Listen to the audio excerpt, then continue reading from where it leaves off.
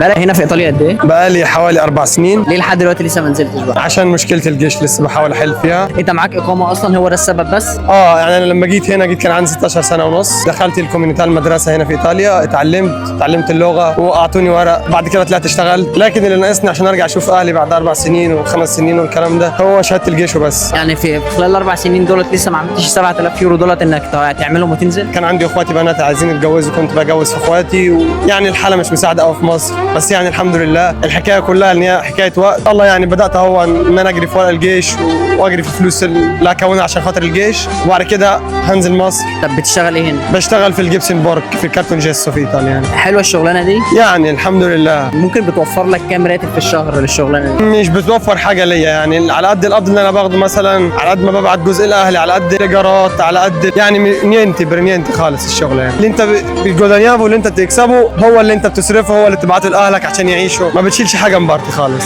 ايه افضل شغلانه موجوده هنا في ايطاليا؟ وكل حاجه هنا في الغربه صعبه شويه، لكن علينا ان احنا نتعب ونشتغل عشان خاطر ايه؟ نساعد اهالينا ونتقدم.